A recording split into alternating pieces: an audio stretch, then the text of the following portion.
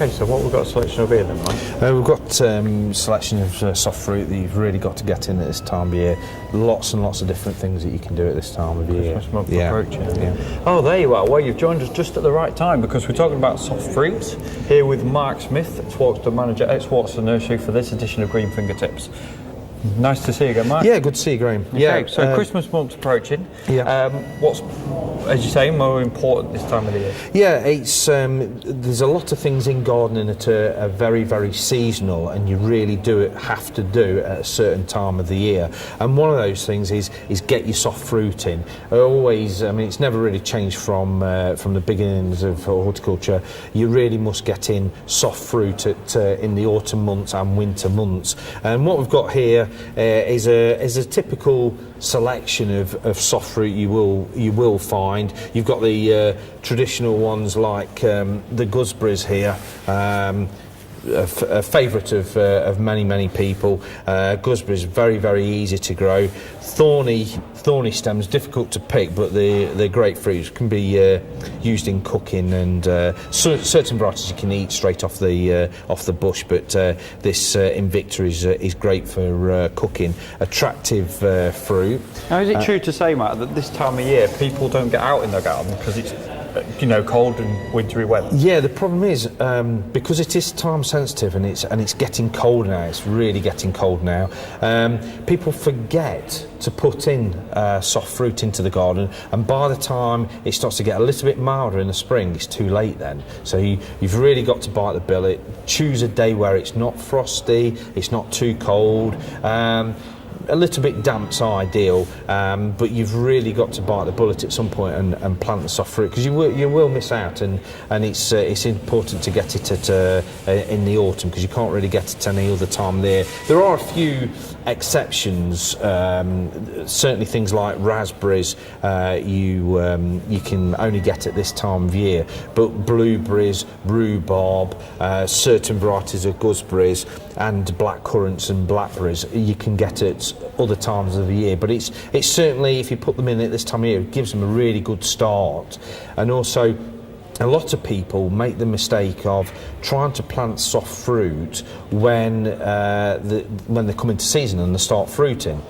People suddenly get in the head, strawberries, prime example, strawberries start to come into season, they start to see them in the shops, and they start buying the plants then. Well, you've almost lost a year, really. If you plant strawberries at this time of year, they're growing, they're establishing, and you get a bumper first year crop next summer. So it's really important to plan ahead, and get the soft fruit in the ground, let it establish, and then you get a bumper crop the first year. If you leave it too late, you won't get a crop at all, and almost that first year is wasted, because a lot of the plants, not all of them, a lot of the plants have a time where you have to take them out after they've been used up. Strawberries, around about 3 years. Black currants, gooseberries and things like that, usually about 5 years. So losing a whole year's worth of fruit, is a shame, when you could get it in at that little bit earlier and you make the most out of the plants that you're putting in. So what you're saying is start planting at the start of December rather than mid-December? Yeah, exactly. Get it in, get them established. But like I say, people often think it's too cold, I won't do it just yet, I'll wait until it's a little bit milder in the spring, but by then the selection's gone. At the moment there's a fantastic selection of soft fruit, so you sport for choice, really. And obviously, this is the other thing that people do, and I do tell people to do this, is only plant the fruit that you're going to eat. A lot of people probably don't like gooseberries, but they'll still plant gooseberries because it's something to plant. Well, if you're never going to use it, I wouldn't bother. And likewise, raspberries, for instance, another popular soft fruit, fantastic summer and autumn fruiting plant. There is a little bit of maintenance and care involved in that. A little bit more gardening expertise is needed, really, for raspberries. So if you're just an amateur, I wouldn't bother with raspberries for the first year, unless you pick something like Autumn Bliss, which I'm trying to find here, which we've got. This is Autumn Bliss. Probably the easiest fruiting raspberry to get. No real pruning. You plant, leave and forget about. No tying up. Autumn Bliss, good late fruiting one. always succeeds. It's great variety, and I mean, I love raspberries myself, but Autumn Bliss is a very, very easy one to grow, and relatively disease-free as well. And you're also encouraging people at the moment to get out in the gardens. Yeah, get out in the gardens, enjoy the gardens. I mean, at this time of year when it goes a little bit colder, there's no need to sort of hibernate, inside the house. We've just gone past like bonfire night, and typically, when you've been out in the garden, when it's bonfire night or a very cold night, you're standing around a fire, around a chimney, for instance, or a fire pit, having a drink, whether it be a hot drink or an alcoholic drink. There's nothing better than just staring into the fire and just enjoying the garden. You can use garden lighting, at this time of year. The garden actually comes alive, and you almost see a different type of garden when you start to introduce uplighters and solar lights. Yeah, we spoke in into the December garden. about in October and solar lights, didn't we? Yeah, and it's just prolonging that time that you can be out in the garden and enjoying your garden. And there's no need to once the sort of cold nights come in and the early dark nights come in, there's no need to stop going out in the garden and enjoying it. But fruit wise, a lot of fruit is very, very easy to grow. You've just by the side of you is blueberries. Now blueberries are a cracking fruit, super fruit, very, very good for you. One of the easiest fruits to grow, and one of the most expensive to buy in the shops. A little tiny punnet of blueberries can cost you £1.50, and a bush could easily give you several pounds worth of fruit on the very first year. Ornamental plant as well. It has a gorgeous autumn leaf colour as well as the fruit as well. So we've got it there planted in a container, and it's great as a container plant. You give it as a present and that kind of thing. So blueberries again is another one that I would recommend that you can give and grow in a container. And they're always better off planted in pots like that. If you restrict the growth, it tends to produce a lot more fruit. So it's good. It's a very, very good variety to have in a container. You couldn't do that with things like raspberries. You can do it with gooseberries, but a lot of the other soft fruit that you buy, like blackcurrants and blackberries, you would need to plant in the ground. Okay, and this looks like some dead twig. Is this how it's meant to look? Or? Yeah, this time of year everything goes dormant. That's why you tend to plant it this time of year. It does look like a dead twig, but it will sprout. And we've got things like the raspberries already starting to shoot because of the mild weather we had earlier on. They're going to be perfectly all right. It's just a little bit warm at the moment. But a dead twig, if you're getting a dead twig, it's perfectly all right. It's going to shoot next spring and give you an abundance of fruit. So. And we've also got some rhubarb here. Rhubarb, planting rhubarb as well this time? Yeah, again, another favourite of people is rhubarb, and again, it's very, very easy to grow. You just plant, leave, forget about. You can buy rhubarb forces, which you put over the top, which forces the rhubarb and gives you sticks, rhubarb sticks earlier on in the year. This particular variety is Victoria, which is a good tasting variety. But as you can see. At this time of year, it doesn't look very appetising or very interesting. That's just the crown of the rhubarb just starting to show through now. And this is typically what you would see at this time of year. In the spring, it would shoot, and you can still plant it in the spring, perfectly all right. But this is what you see at this time of year. It's not dead. Be assured it's not dead. So the natural growth we get for rhubarb is in, like you say, in the spring? In the spring, that's right, okay. Yeah. And it's another very, very popular fruit to have. And just behind me, I can actually smell it from the here. scent. We haven't got smell-o-vision on the camera, but another great one that you can have, which is really an indoor one at this time of year, is this is a lemon, and lemons grow particularly well. See, all that flower is potentially. It's just starting to form fruit there on the plant, which is going to be a lemon eventually. But you've got this wonderful lemon scented flowers. Great as an indoor plant at this time of year. You have that in a conservatory, in the house, you're getting that lovely scent. And in actual fact, if you give lemons or any kind of citrus a little bit of warmth in winter, that helps sets the fruit for the summer next year. So it's almost the ideal fruit, strangely enough, for England, because you enjoy the lovely flowers and you can keep this outside during the summer and you get that wonderful scent on and off right the way through the year. And then in winter, when it's a little bit tender, because it is a tender plant, not hardy, you can't keep this outside, you bring it in for the winter, give it a little bit of warmth, and it sets the fruit. Fantastic plant to have. It's a very, very strong smell, scented as well. Yeah, and it's not overpowering. Doesn't give you a headache. You know, certain plants can give you a little bit of a headache with the scent, but lemon is a really, really pleasant scented plant, and it makes such an ornamental plant as well. Great as a gift. Again, you can have it in a container, ideal for bringing it in and out of the garden, in and out of the house, and putting outside in the summer. And a great plant to have in the garden this time of year. Well, you bring that inside for this time of year because of the frost, because it is tender, but you've got that lovely scent. So yeah, but when it blossoms and blooms, it looks fantastic. Beautiful, absolutely beautiful. So that's really what we have for the soft fruit, and talking about the soft fruit. But like I said, there's a number of things that you have to do at this time of year, and the other thing that we will do at this time of year, and you really have to start thinking about, is hedging. Hedging? Yeah. Okay, so we go plants. over to the hedging. Yeah, we'll have a look at the hedging plants. So that's an impressive talk on soft fruit there, Mark. Okay, yeah, it's a good time of year for it. Yeah. So, like soft fruits, like you were saying, we had to plant hedges this time of year as well. That's exactly right. It's you've got limited time, usually from about the end of October to around about February, March time, something like that, that you have to think about what hedges you're going to put in. The reason why I say that, these are all in containers. There is bare-rooted plants. Because of bare-rooted, they need to go in when they're dormant. So these can actually technically go in at any time of the year, but most people think about planting a hedge at this time of year.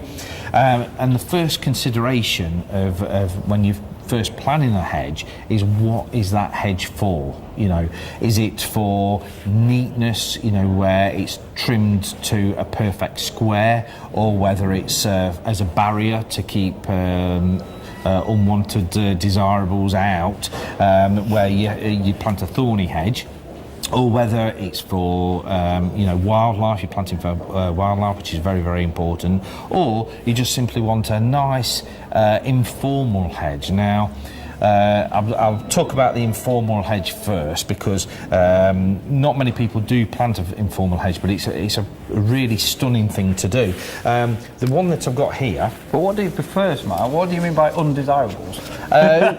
Thieves, because you can use a hedge as a barrier.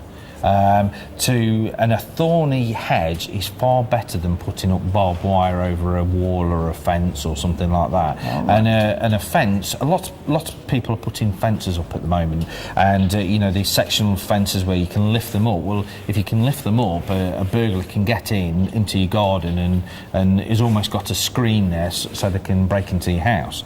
So, but by putting a hedge there that's thorny, it's quite easily would keep a burglar out, and they're more likely to go to your neighbours than what they would your house if you've got a thorny hedge, especially if you're getting problems. I do get asked from now and again by factories, what's a great deterrent. They don't want to put barbed wire up because there's issues with health and safety there, so what can we put up natural that's thorny? And there's things like hawthorn, you could put pyracantha or berberis up, so it's a great deterrent to keep burglars out. It's not just for the look, it's it has a practical application to it as well. That's why I love doing the show, because every month you learn something new, guys. Yeah. Well, yeah, it's little things like that you don't really realise or you take for granted, and there are options in horticulture where you can a situation, like for keeping burglars out, you can use thorny plants for Good that. education. So, for an informal hedge where you're not really trimming it or keeping it as a barrier or keeping it as a nice, neat, straight hedge, this is Forsythia. Now, Forsythia tends to be used as a freestanding single plant in people's gardens, or just plant one just for the bright yellow golden flowers that you get in spring. This tends to flower before the leaf comes on, so you get a really bang of flower, really intense colour earlier on in the year. But this actually makes a very, very good hedge. You leave this to grow, it flowers, you get the bright yellow flowers in the spring, and then once it's flowered, you give it a trim, and then it grows, and then you've got this very sort of natural looking hedge, rather than a very topiary hedge, or where it's been trimmed very, very neat. It almost looks like wheat. It does, yeah. It's if you see that as a hedge in somebody's garden, where I used to live, a couple of gardens had Forsythia hedge, and it definitely gives you the wow factor. People would drive past and they'd often stare at the plant when it's in full flower. Also, a little bit later on in the season, you get the autumn leaf colour as well. So you get two bites of the cherry there with colour. So we talked about informal hedges, then you get the formal hedge. Now, formal hedge, you probably recognise this is box hedging. When you're at Graham Drayton Towers and you've got your stately home.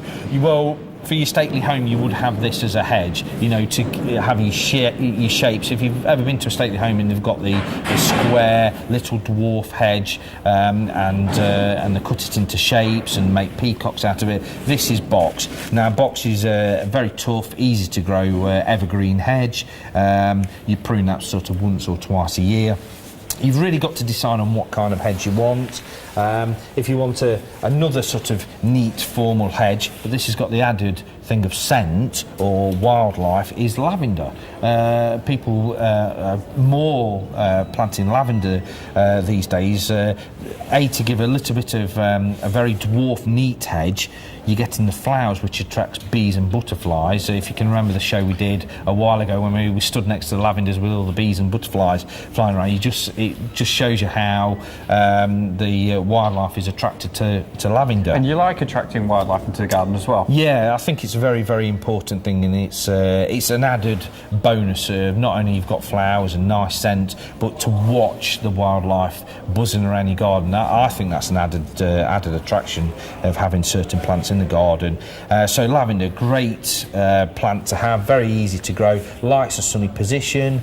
And they're always good to manage, these hedges as well. Yeah, They don't overgrow in any sense. No, I mean, I'm going to show you the two at the very end, which tends to get a little bit tall and leggy. This is again, another one too easy to manage, very tall growing thing. But if you're thinking at Graham's Towers, to do that. I don't know where he gets his images from. To get that maze going, you said in your acres and acres of ground you wanted a maze going. Well, they usually plant mazes with yew hedge, evergreen hedge. It can be a little bit dangerous because it does have berries that are poisonous, but it makes a cracking hedge. Very, very attractive evergreen golden hedge there. Okay. And the two that are very, very everybody will know green privet hedge. Used to be planted years and years ago. It's starting to come back into vogue now because it does make a very good hedge. Has the white flowers that's great for bees. The bees love the white flowers on ligustrum hedge or privet hedge. So it's a common hedge? It's a common hedge, yeah. Very easy to grow, very, very cheap hedge to do, and like I say, it's coming back into vogue now. And then you've got the common laurel, English laurel, again, which you see a lot about. Great for if you're planting that next to a road or something like that, which got a lot of pollution, doesn't affect the plant at all. Makes a very, very quick hedge, very tall hedge, great for a windbreak because it is evergreen.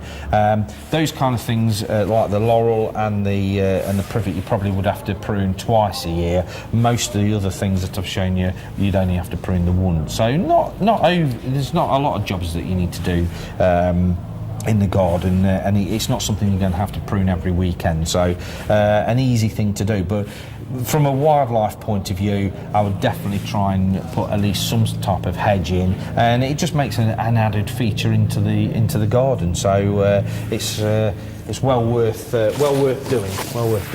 Fantastic. So we're moving on to plant of the month. So what you picked out? Well, I've got a real special one for you this month, and it's a very it's a new one of a new plant, new variety. This one's called Fothergilla. Now, for obvious reasons. Fothergilla. Well, Fothergilla traditionally is a green leaf plant, and it's known for its white flowers and its autumn leaf colour. But this one is called Blue Shadow, and it has a real sort of silvery blue leaf right the way through the year. Has the white scented flower on there as well. Very short, very compact, ideal for a container. But the reason I've changed that for this month is it's got one of the best autumn leaf colours that you can buy, this fiery orangey red, and then eventually it will drop its leaf. It's not evergreen, but you get bags and bags of colour with it all the way through the year, and like I say, it's one of the best autumn leaf coloured plants you can get in for the garden. A lot of plants that you do buy that have got an autumn leaf colour tend to be quite tall growing, and they're not suitable for most people's gardens, but at 3 foot high, 3 foot wide, it's quite a small growing plant, so ideal for anybody's garden. And also multicoloured? Multicoloured, yeah, it's the multicoloured because it goes from the very silvery blue to a purple colour and then goes to the fiery orangey red, so multiple colours right the way through the year, and I think this is going to be something that's going to be very, very popular in years to come. Like I say, new this year, and a cracking plant, and suitable for anybody's garden. And why Blue Shadow? Blue Shadow because it's quite a nice name, but it's the blue because of the blue foliage that it gives you during the year. There's some quite nice names that they're bringing out of plants these days. The traditional one that I said with the green leaf is just called Fothergilla Major because it has a large leaf. Quite boring, but Blue Shadow is quite a dramatic name. So I absolutely love this plant, and this particular plant is going in my garden this year. So hopefully it'll give me plenty of colour for all of next year. So for December, quite cold, frost and winter nights coming in. What's the jobs in the garden we can get out and just tidy up? Well, you've just mentioned that it's getting cold now, so you really need to start winding the hose pipes in, make sure that they don't freeze, and also if you've got an outside tap, you can buy a product like a tap cup that goes over so the tap doesn't get frozen if we get some very, very harsh frozen nights. Make sure that you rake up any leaves off the lawn, so because that can encourage moss and weeds and things into your lawn. Rake those up, put them into the compost bin, and you can make a cracking compost with that. Also, if you haven't done so already, you can prune back later flowering perennials. I mean, we did that on an early show where we're tidying up, but the later flowering ones that flower much later in the season, they will need pruning and tidying up before it gets very, very harsh in the winter. And you can also clear up any kind of dead leaves, any diseased leaves that have fallen off the floor just recently. You don't want those to rot into the ground and cause problems for your plants, like I'm talking about roses and things like apple trees. Clear up any diseased leaves, put them in the brown bin, not on your compost heap, and you'll get less problems for your plants next year. Okay, and is there anything you can do to protect plants from frost? Yeah, very good question actually. actually these frost protection fleece, which you can buy, which is a white material which you can cover over really tender plants. If you can't bring them in, or they're too heavy to bring in, cover them with fleece. Very thin material, very cheap, but it's a cracking way of protecting the plants. And also, if you've got pot plants, you can cover them in bubble wrap. If you do cover plants in bubble wrap, make sure the plastic doesn't touch the foliage, because if there is a frost and there's condensation, it will freeze the plants and damage the foliage. But fleece is fantastic, so you can use fleece or you can use bubble wrap. And bubble wrap's great for containers as well. If you've got pot plants in containers, surround it in bubble wrap. It makes sure that the pot doesn't get frosted and crack.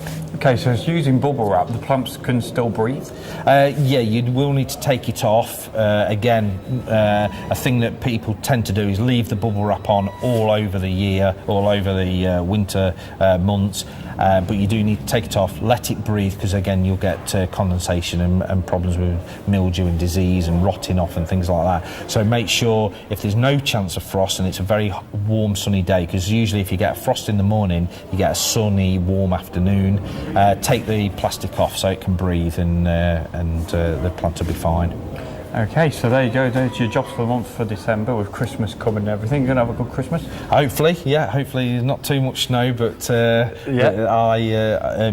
least if it was a mild winter like we had last year, where we didn't have, 1 day of snow was fantastic. You can get out in the garden and we'll get an early start to gardening next year. So fingers crossed we have, a very mild winter. So if people want to go contact you in the future, how do they go about it? Well, the easiest way is trying to contact us by phone, which is Derby number, which is 01332 700 800, and you can find us on Facebook, which is another great way, and people tend to do a lot more of that these days.